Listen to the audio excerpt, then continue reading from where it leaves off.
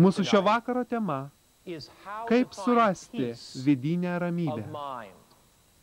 Kaip išsivaduoti nuo kaltės. Kaip išsivaduoti nuo pasmerkimo, taip dažnai mus slegiančio. Normas buvo užsiėmęs korporacijos vadovas. Jis turėjo viską, turėjo visą pasaulį savo rankose. Jis buvo sėkmingas vadovas. Iš vieno susitikimo į kitą jis skrisdavo kompanijos lėktuvu. Jo kompanija gaudavo didelį pelną. Jo darbininkai jautėsi saugus.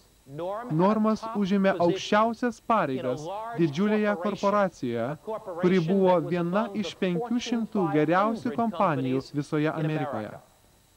Kaip kompanijos vadybininkas ir šios kompanijos savininkas, dėl greitai augančio pelno, jis galėjo savo darbininkams nuolat kelti atlyginimus.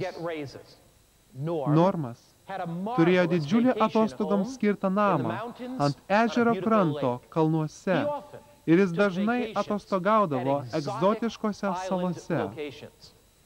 Atrodė, kad Normui nieko nebetrūko gyvenime. Jis turėjo viską – valdžią, prestižą. Jis turėjo multimilijoninę algą ir didžiulę banko sąskaitą. Tačiau savo viduje Normas jautė tuštumą. Jo viduje buvo kažkas negerai. Biznio susitikimai nebetenkindavo Normą. Jo gyvenimui trūko vidinės ramybės. Jo gyvenimui trūko krypties. Atrodė, kad jis išsisėmė. Ir didžiąją laiko dalį jis jautėsi prislėgtas, jis jautėsi persidirbęs, jis jautėsi kaltas, jis jautėsi sumišęs.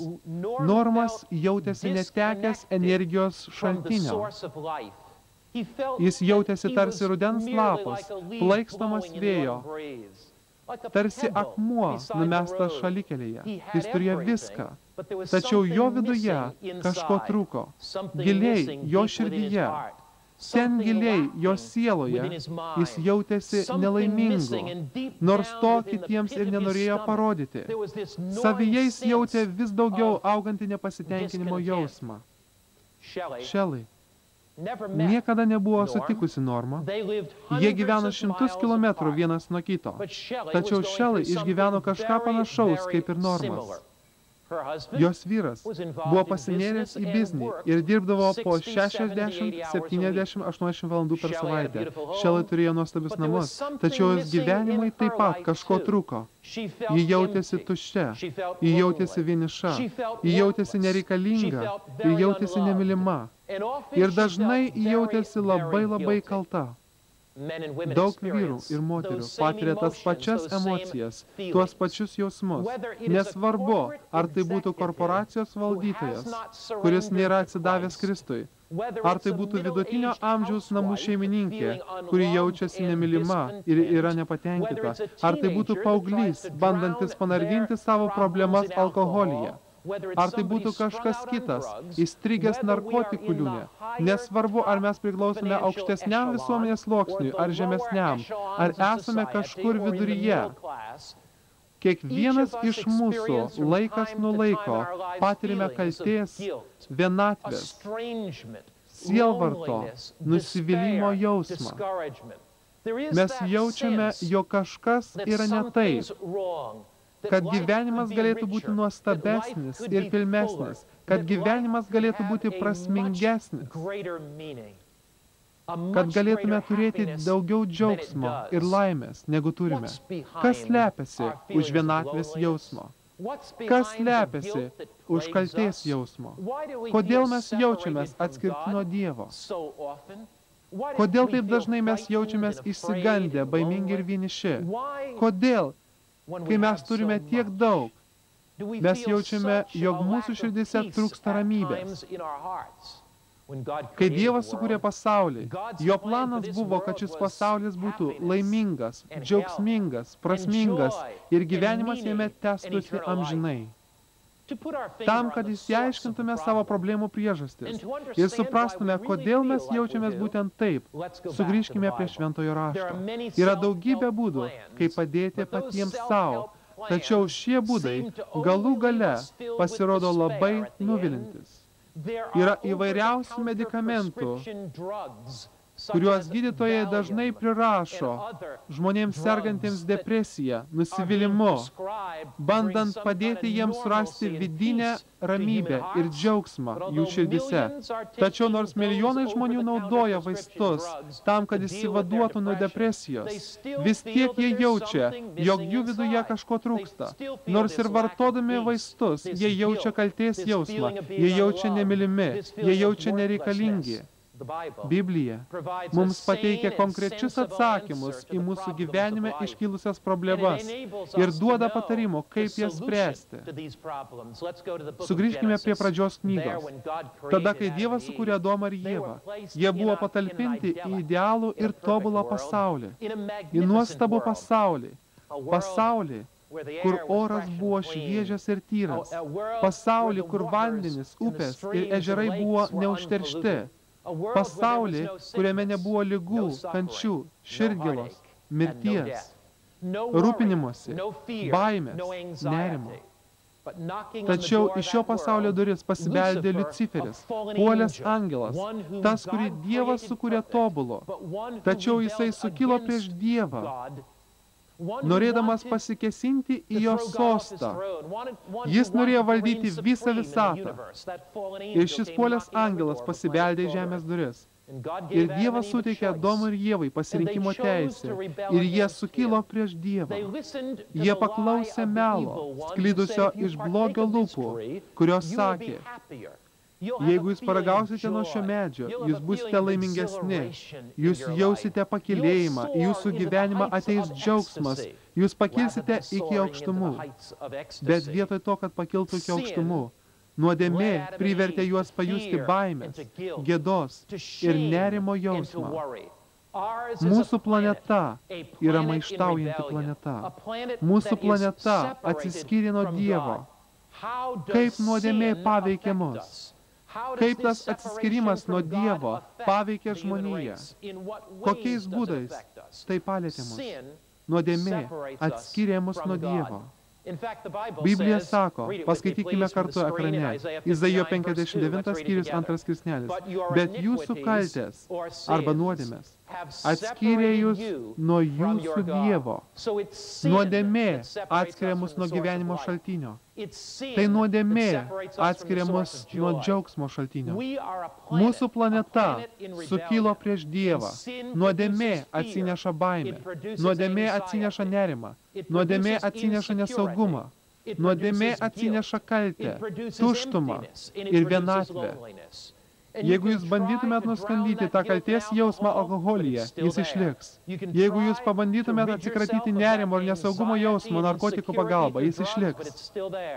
Net jei jūs bandysit prieš vedybinius lytinius santykius ar pasinertumėt į kitus malonumus, jeigu bandytumėt pinigus, jis vis tiek išliktų, nes nuodėmė atskiria mus nuo Dievo.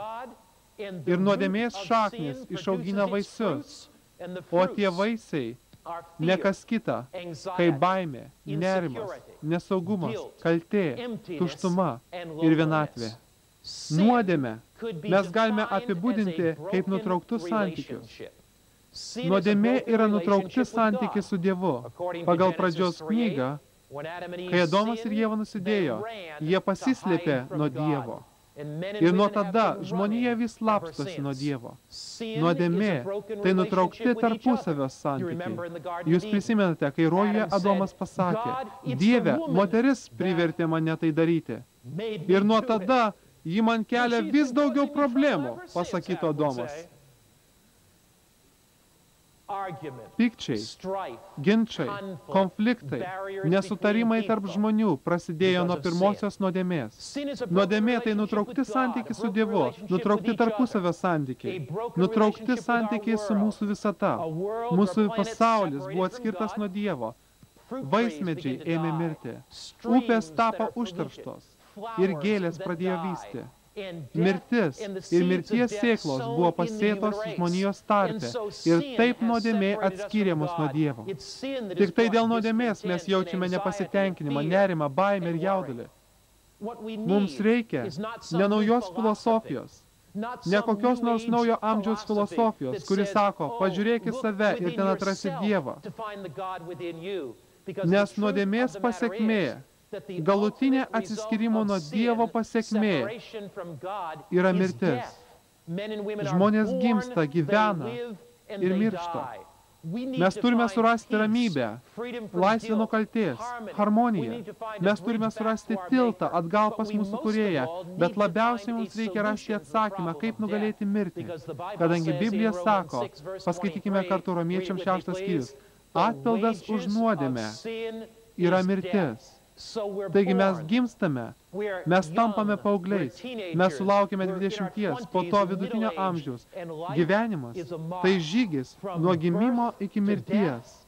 Ir jei mes galėtume įminti mirties myslę, jei mes rastume tiltą iš šio pasaulio į kitą, mes neliktume pasmerkti mirčiai.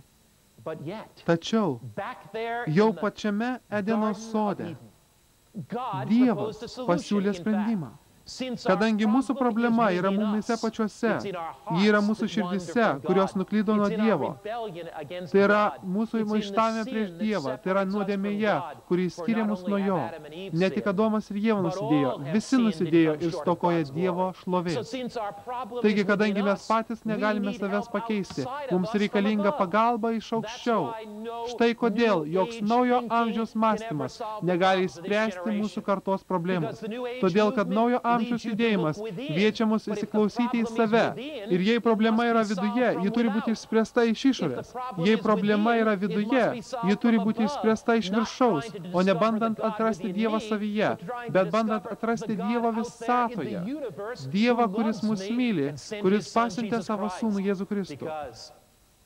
Pradžios knygoje rašoma, kai Adomas ir Ieva nusidėjo, Dievas jiems davė pažadą. Viešpats Dievas tarė žalčiui. Aš cituoju iš pradžios knygos. Aš sukelsiu priešiškumą. Priešiškumas reiškia atskirimą. Nuodėmė atskiria žmoniją nuo Dievo. Taigi Dievas pasakė dabar, aš tave šėtone atskirsiu nuo moters, tai yra Ievos, ir jos palikuonį nuo tavo palikuonio. Biblija sako, aš sukelsiu priešiškumą, tai yra atskirimą tarp šėtono ir Ievos, tarp jo palikuonio ir jos palikuonio. Jis, Jėzus, trupins tau galvą, o tu šėtonė kirsi jam į kulną. Pradžios 3:15. Edeno sode Dievas išpranašavo ir pažadėjo. Jis pasakė, amžių tekmėje, aš atsiųsiu Jėzų Kristų, Mesiją, kuris suduos tau, šėtonė, mirtiną smūgį. Kristus sutraiškins šėtono galvą savo kulnu, o po to, Biblija sako, jog Kristus patirs atkirtį, tačiau nemirtiną. Pažadėtasis Mesijas buvo jau numatytas Edeno sode.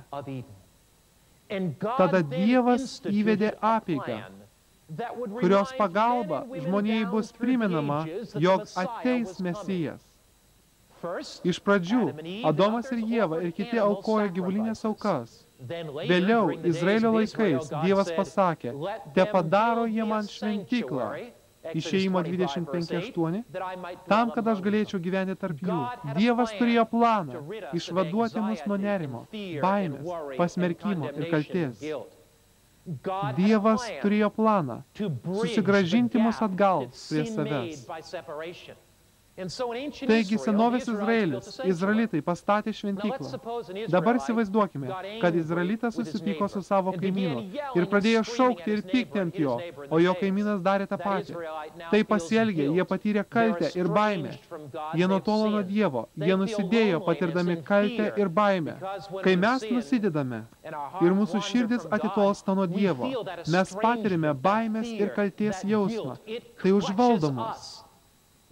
Todėl Dievas liepė jiems į šventyklą atvesti avinėlį, vyriškos giminės, be jokios dėmės. Ir tada, iškeldami rankas virš avinėlio galvos, jie turėjo peiliu perpjauti gyvulio gerklę, matydami, kaip kraujas liejosi ant žemės.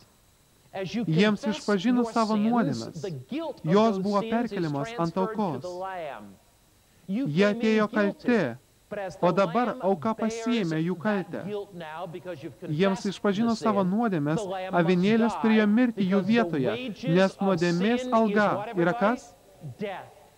Taigi nusidėjėlio kaltė buvo perkeliama ant avinėlio, kadangi nusidėjėlis pripažino nusidėjęs.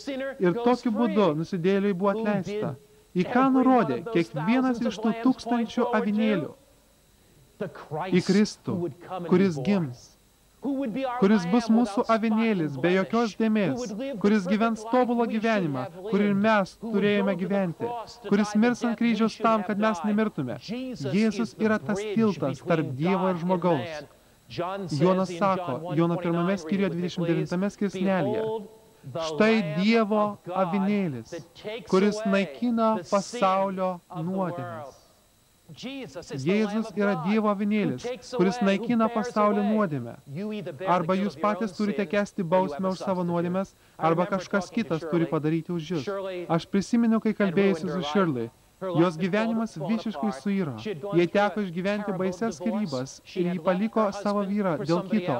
O po keletą metų ji pasijuto labai kalta. Ji jautėsi siaubingai ir žinojo, jog tai, ką padarė prieš 20 metų, buvo klaida, tačiau nebuvo jokio būdo, kaip ji galėtų susitaikyti su savo buvusiu vyru.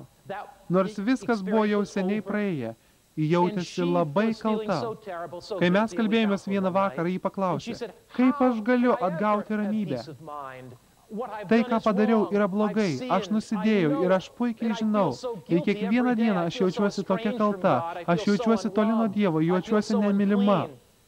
Aš pasakiau, Shirley, jei tu gyventum Senojo testamento laikais, tu turėtum atvesti avinėlį, tu turėtum iškelti savo rankas viršum jo, pripažindama savo nuodėmes, ir kaltė būtų perkeliama ant jo. Tada tu paimtum peilį ir nužudytum avinėlį. Jis mirtų dėl to, kad tu nusidėjai. O po to aš pridėjau, tavo bėda yra ta, jog tu negyveni Seno testamento laikais. Tu neturi avinėlio ir nepriėmė Jėzaus, kadangi kiekvienas avinėlis nurodė į Jėzų. Jis yra Dievo avinėlis. Jis yra tas avinėlis.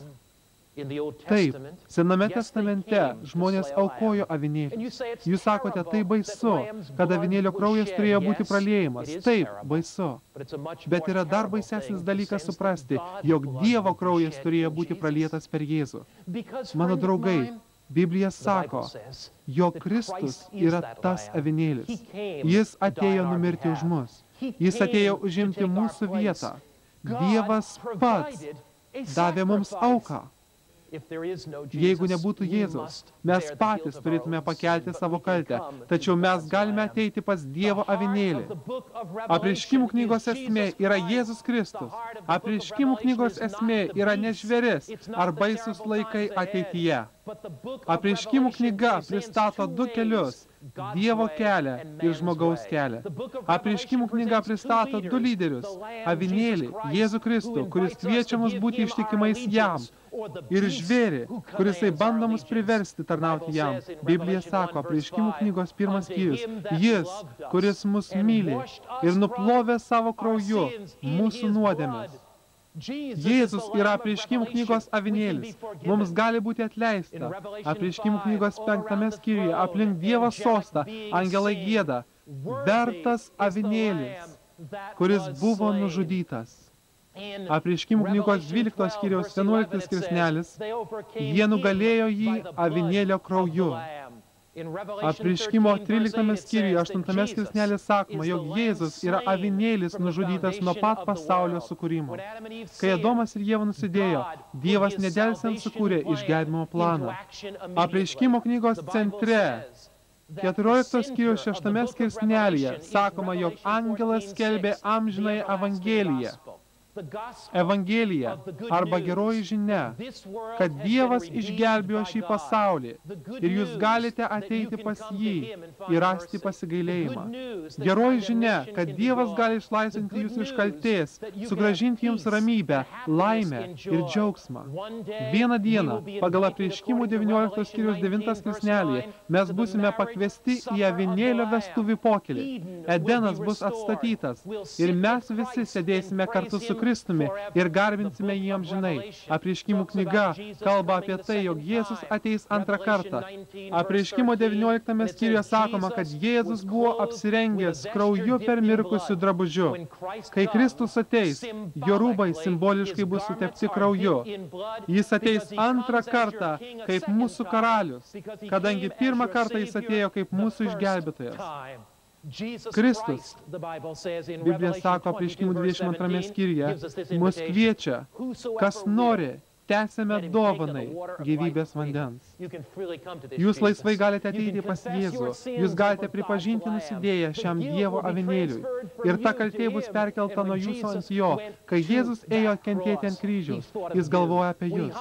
Kai jis kabėjo ant kryžiaus, jūs buvote jo mintise. Kai jis kabėjo ant kryžiaus, jūs buvote jo širdyje. Vinis, kurios perkaltos per jo rankas, buvo perkaltas dėl jūsų. Jūs galite susirinkti prie šio kryžiaus šį vakarą. Biblija sako, antrame laiške Korintiečiams 5 skyriuje, ta, tai yra Kristų, kuris nepažino nuodėmės, jis, tai yra Dievas, dėl mūsų pavertė nuodėmę. Ar Jėzus kada nors nusidėjo? Ar taip ar ne? Ne, jis niekada nenusidėjo. Bet ar jis prisėmė mūsų nuodėmės? Biblija sako, kad jis, Dievas, jį, Kristų, tą, kuris nepažino nuodėmės, jis dėl mūsų pavertė nuodėmę, kad mes jame taptume Dievo teisumu. Ant kryžiaus Dievas įvykdė teisingumo nuosprendį. Ant kryžiaus Kristus buvo pasmerktas kaip nusidėjėlis.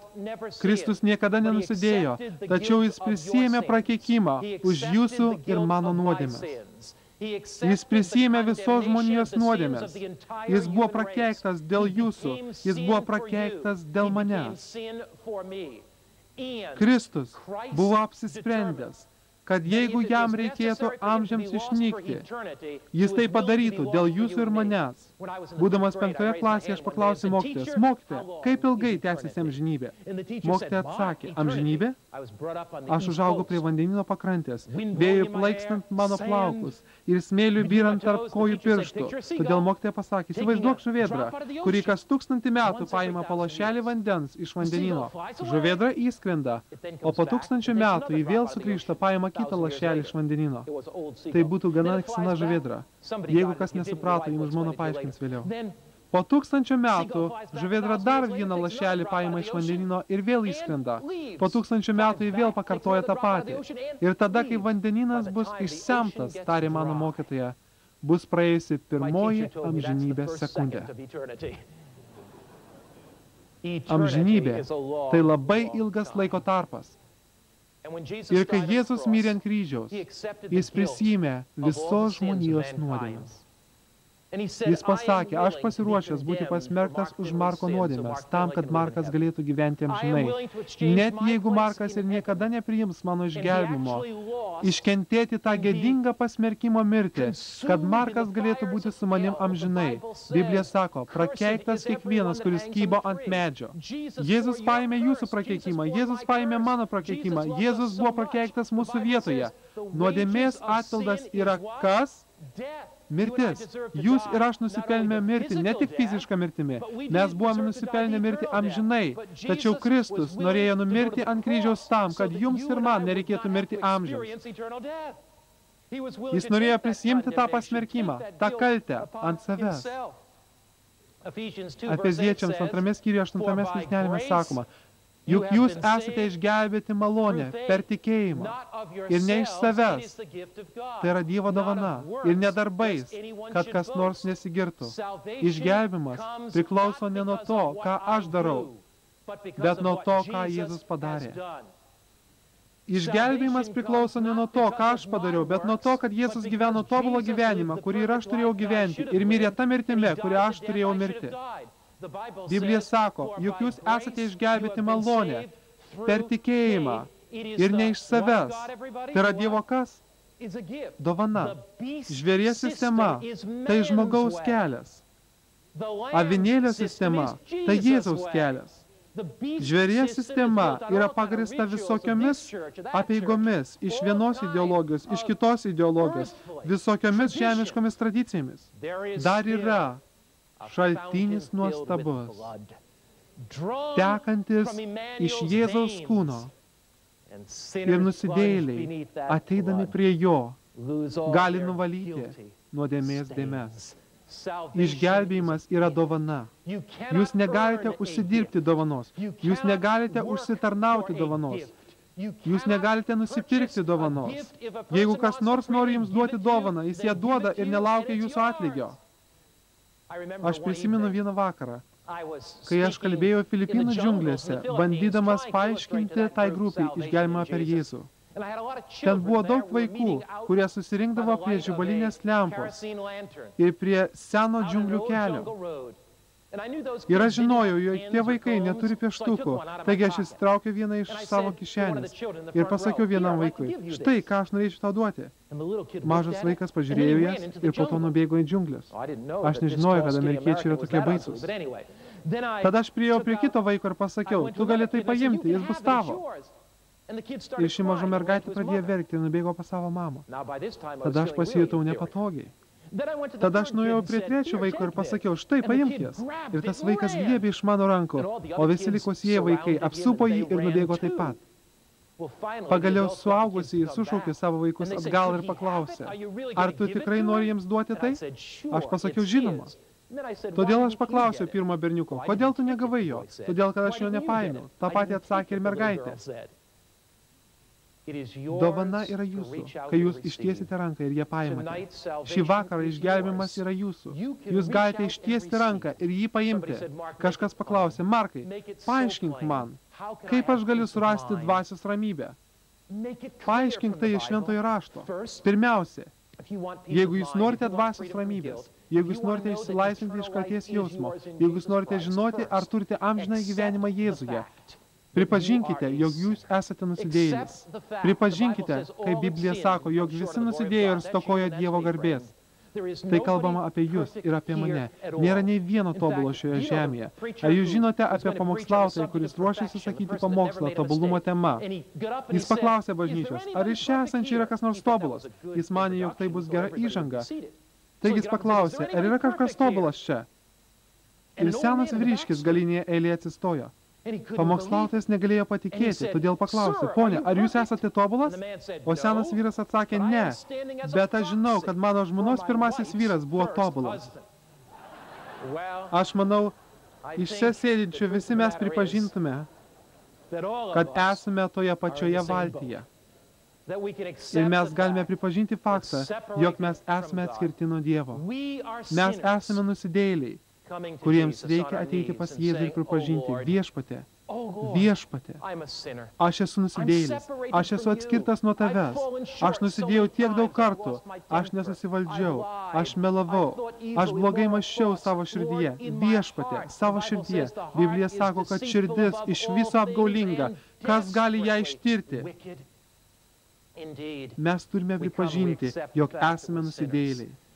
Antra, mes turime priimti tikėjimo, kad Kristus, mirdamas Golgotoje, mirė už mus.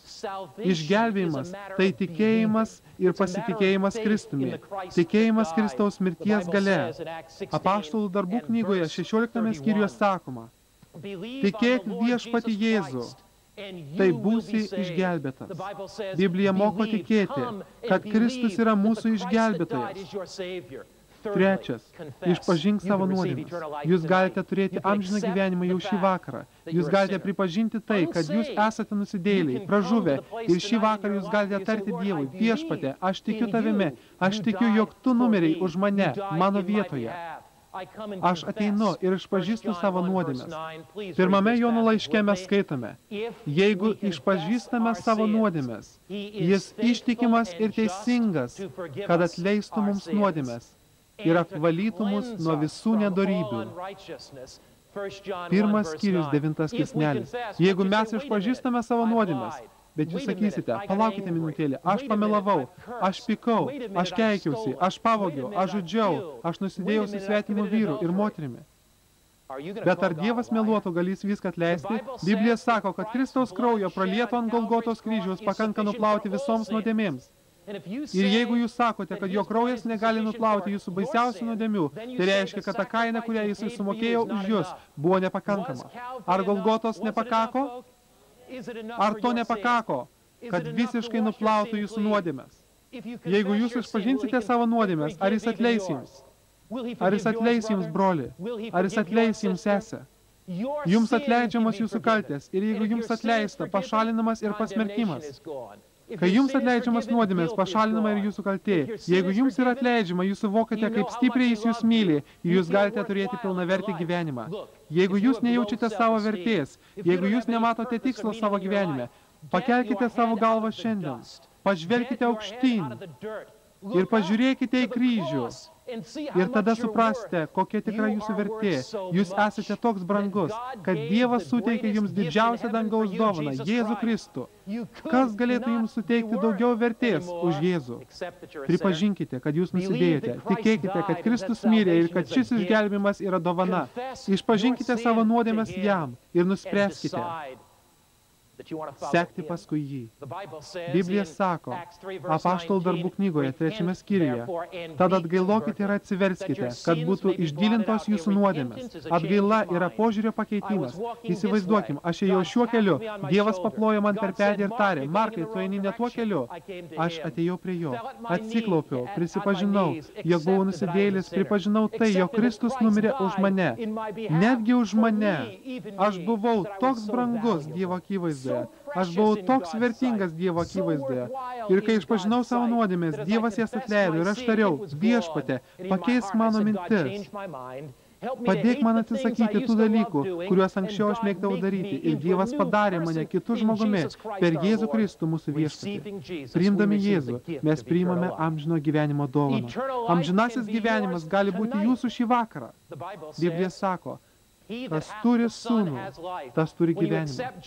Priimdami Jėzų jūs gaunate ką? Gyvenimą. Bet kas neturi Dievo sūnaus, tas neturi gyvenimo. Aš tai parašiau jums, įtikėjusiems Dievo sūnaus vardą, kad galbūt ar turbūt turite amžiną gyvenimą.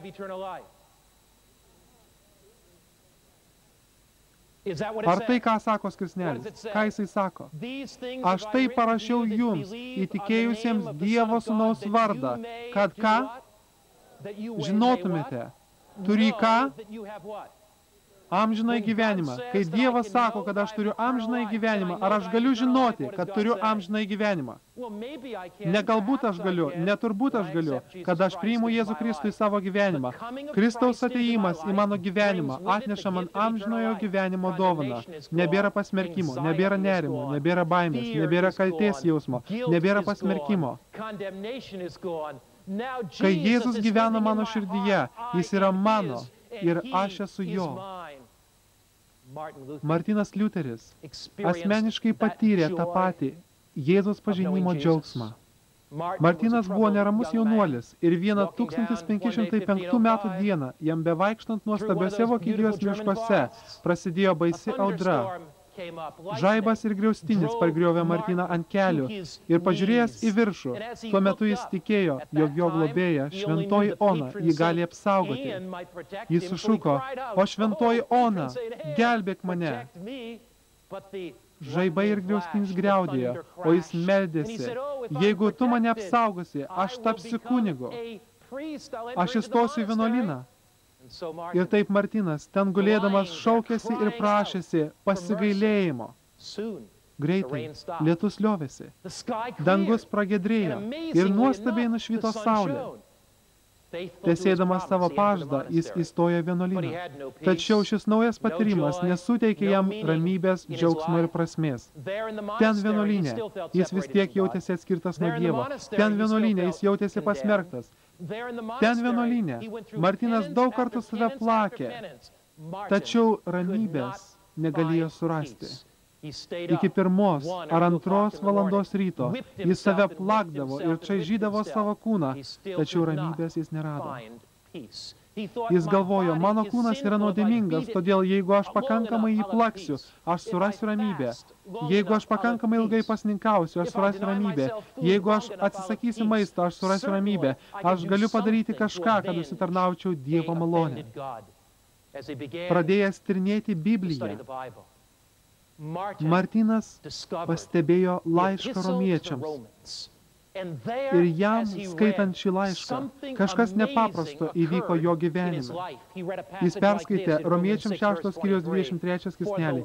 Atpildas už nuodėmę, mirtis. Bet, aš labai dėkingas už tuos bet Biblijoje. Atpildas už nuodėmę yra mirtis, ką seka toliau. Bet, kas Dievo malonės dovana, amžinasis gyvenimas mūsų viešpatyje Jėzuje Kristuje. Tada Martynas, klupėdamas ant kelių, sušuko, Dieve, suteik man tą dovaną. Ramybė užpildė jo sielą. Ir pirmą kartą savo gyvenime jis pajuto išlaisvintas iš kaltės ir pasmerkimo. Vieną vakarą, paskaitęs Bibliją, Martynas nuėjo miegoti ir susapnavo sapną. Tame sapne jis susapnavo šėtoną. Jis matė šėtoną, vyniojantį ritinėlį, kuriame buvo surašytos Martyno praeities nuodėmės, melas, apgaulė, netyros mintis, kurias tik Martynas žinojo. Ir velnias paklausė, ar šis ilgas nuodėmių sąrašas yra tavo? Martynas atsakė, taip, tai yra mano nuodėmių sąrašas. O tada velnias tęsė, ar kaina už nuodėmės yra mirtis? Taip tikrai, atsakė jaunuolis. Ar tu turi mirti? Ir Martynas sušuko, patrauk savo ranką. Kadangi velnio ranka buvo padėta ant ritinėlio, jis pasakė, patrauk savo ranką, patrauk savo ranką. O velnias atsakė, ne. Tada Martynas pareikalavo, Kristaus vardu, kuris buvo vainikuotas erškėčių vainiku, Kristaus vardu, kurio rankos buvo prikaltos vinimis, Kristaus vardu, kurio šone žioja baisi žaizda, Kristaus vardu, sakau tau, patrauk savo ranką. Šėtonas drebėjo, girdėdamas Kristaus vardą. Jis pasitraukė. Kai jis patraukė ranką, ten buvo užrašyta, Jėzaus Kristaus kraujas nuplovė visas Martyno Liuterio nuodėmes. Šis kraujas gali nuplauti ir jūsų nuodėmes, brangieji. Jūs galite surasti ramybę, jūs galite rasti džiaugsmą. Aš nežinau jūsų gyvenimo aplinkybių. Galbūt anksčiau jūs niekada nepriimėte Kristaus į savo gyvenimą iki galo. Jūs galite tai padaryti šiandien. Jūs galite turėti tokią ramybę savo gyvenime, kurios jums dar neteko patirti. Tokią laimę, kurios neteko pažinti. Tokią gyvenimo prasmę, kurios anksčiau nebūtumėt supratę. Nauja ramybė užlies jūsų sielą. Jūs galite išsilaisvinti iš kaltės ir pasmerkimo jau šiandien. O galbūt jūs priimėte Kristų tik paviršutiniškai. Galbūt jūs esate tik tariamas bažnyčios narys. Galbūt jums neteko patirti pilno susitaikinimo su Dievu. Ar turėti garantijas, kad jeigu numirsit šį vakarą, jūs pateksite į dangų? Jūs nesate garantuoti, kad turėsite amžiną gyvenimą kartu su Jėzumi Kristumi. Jūsų gyvenimas yra pilnas nerimo, nežinios. Ateikime kartu šiandien į Golgotos kalną, į šį ypatingą kalną. Ateikime kartu šį vakarą, prieš Kristui dar mirštant. Ir pažvelkime į tuos, kurie jį apsupo ir kuriuos jis išgelbėjo. Ten yra Marija, buvusi pagauta paleistuvystėje, tačiau išlaisvinta iš savo nuodėmės, jie atėjo patepti Jėzaus kūno. Marija surado gyvenimo ramybę. Ji suprato savo gyvenimo prasmę. Eikime kartu šį vakarą į Piloto teismo salę ir pažiūrėkime, kaip Kristus yra plakamas ir mušamas. Pažvelkime kartu šį vakarą, kaip jie deda erškėčių vainiką jam ant galvos. Eikime kartu šį vakarą ir pažvelkime į jo agonijos pilnas akis ir kraują tekantį jo veidu. Kas jis? Jis yra Jėzus, Dievo sūnus, tas, kuris išdėstė pasaulius erdvėje, tas, kurio vardą minint gieda angelai, šventas, šventas, šventas. Jis yra Kristus, visatos kūrėjas. Pažiūrėkime jo kūną šį vakarą, sulaužytą, nusėtą melinių, kraujuojantį, kai jis buvo nuimtas nuo kryžiaus. Kam tos kančios, kam toks skausmas? Todėl, kad Jėzus myli jūs taip, jog pasiryžo numirti už jūs ant kryžiaus. Jis jūs myli taip, kad net prisėmė jūsų prakeikimą. Jis jums siūlo išgelbėjimo dovaną, amžino gyvenimo dovaną. Nejaugi jūs galite nusigręžti nuo tokios meilės? Ar jūs galite nusigręžti nuo akių, kurios yra pilno švelnumo, gailesčio ir užuojautos? Atverkite savo širdis jam šį vakarą. Pastebėkite, kai jis eina Golgotos kalno link. Pažvelkite, jis eina 3 kartus, pargriuvo po sunkia našta, kurią neša. Pažvelkite, kai jis guldomas ant kryžiaus. Įsiklausykite į plaktuko smūgius, vinis perveriančias jo rankas. Pažvelkite, kai ietis perveria jo šoną. Kas tas žmogus, kuris kenčia agoniją ant kryžiaus? Tai Jėzus, Tas, kurisai kartu su tėvu sukūrė visatą. Jis myli jūs taip, kad negalėjo vienas džiaugtis dangumi, jeigu jūsų ten nebūtų. Jis myli jūs taip, kad jis nepasitenkintų gyventi amžinybėje tik su angelais, jei jūsų ten nebūtų. Jūsų kaltės gali būti panaikintos. Jūs galite įgyti dvasios ramybę. Jūs galite džiaugtis savo gyvenimu. Nes Dievas taip mylėjo pasaulį, jog atidavė savo viengimį sūnų, kad kiekvienas, kuris, man patinka tas žodis kuris, Dievas neįskiria nei juodaodžio, nei baltaodžio, nei azijiečio, jis neįskiria nei lenko, nei čekoslovako, nei vokiečio, nei prancūzo ar ispano. Jis neįskiria rumūno arba vengro. Jis sako, kiekvienas kuris. Jis neįskiria amerikiečio ar kanadiečio. Žodis kuris reiškia jūs. Kuris reiškia mane. Kad kiekvienas, kuris jį tiki, nepražūtų, bet turėtų amžinąjį gyvenimą. Jūs galite turėti ramybę, jūs galite turėti laisvę nuo kaltės, laisvę nuo pasmerkimo. Jūs galite turėti amžinąjį gyvenimą. Pažvelkite jo akis šį vakarą. Ar jūs galite nusigręžti nuo tokios meilės? Vietnamo karo metu jaunas leitenantas turėjo 6 ypatingus draugus. Jis sakė, aš padarysiu viską,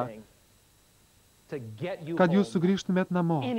Mano tikslas yra, kad kiekvienas iš mūsų paliktume šią vietą ir gyvi grįžtume namo. Paskutinį karo mėnesį jie kovėsi mūšyje, kur Vietkongo kareiviai juos apsupo. Ir apsupę, jie ėmė apšaudyti juos automatais, šią mažą grupelę draugų. 5 iš jų grįžo į apkasus, leitenantas ir 4 jo draugai. Tačiau 6 liko lauke, automato pašautas į kojas.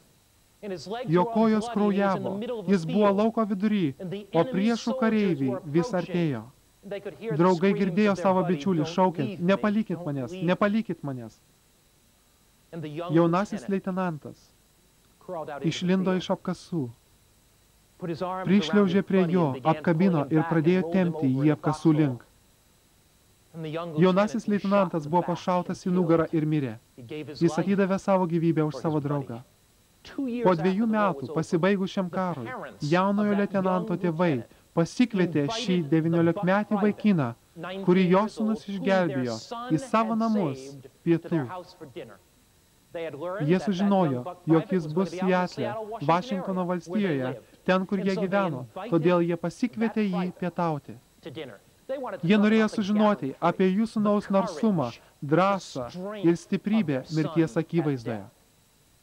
Tačiau jaunuolis atėjo pas juos pusiau girtas. Leitenanto mama buvo paruošusi nuostabius pietus. Ir stalas buvo puikiai paserviruotas. Ir šitas jaunuolis elgėsi taip nemandagiai prie stalo. Seilės liejosi iš jo burnos. Jis pasakoja visokias nesąmonės, pasakoja nešvankius juokelius apie armiją ir kitomis temomis. Tai buvo siaubingas vakaras, sunkiausias tų tėvų gyvenime. Po vakarienės tėvas maloniai palydėjo jaunuolį iki mašinos ir mandagiai atsisveikino. Šis jaunuolis iššoko į mašiną, užvedė variklį, nuspaudė greičio pedalą ir mašina pašoko iš vietos, drėbdama purvą paskui save. Jaunuolis nukryvuliavo keliu. Tėvas sugrįžo į vidų ir uždarė duris paskui save. Jo žmona, sėdėdama ant sofos, buvo paskendusi ašarose. Pakėlusi ašarotas akis, ji pažvelgė savo vyrą ir tarė, Džekai, mūsų brangus sūnus atidavė gyvybę už tokį sutvėrimą? Mūsų brangiausias sūnus numirė už tokį? Tai buvo didžiausias nedėkingumas. Taip pasielgti su tais, kurie jam davė tiek daug. Kaip tai susijęs su jumis ir Jėzumi? Jis viską atidavė dėl jūsų. Jis praliejo savo kraują dėl jūsų. Jis siūlo jums atleidimą. Jis siūlo jums dvasios ramybę. Jis siūlo jums išsilaisvinimą nuo kaltės. Šiandien, kai mes nulenksime galvas maldai, gal jūs norėtumėt jam pasakyti, kad norite pavesti jam savo gyvenimą. Dabar labai greitai aš pasiūsiu atsakymų lapelį. Tai suteiks jums progą atsakyti Jėzui. Žinoma, jūs galite užrašyti savo klausimus, bet svarbiausias dalykas yra jūsų atsakymas Jėzui. Jūsų supratimas, kad per jį jūs galite būti išgelbėti. Dabar savo širdyje. Ar jūs norėtumėt pasakyti Jėzui, Viešpatie, aš esu tavo. Viešpatie, aš noriu, kad tu paimtum mano gyvenimą. Aš noriu, kad tu apvalytum mano kaltę. O mūsų tėve, mes ateiname pas tave, kadangi daugiau nėra kitos vietos, kur ateiti.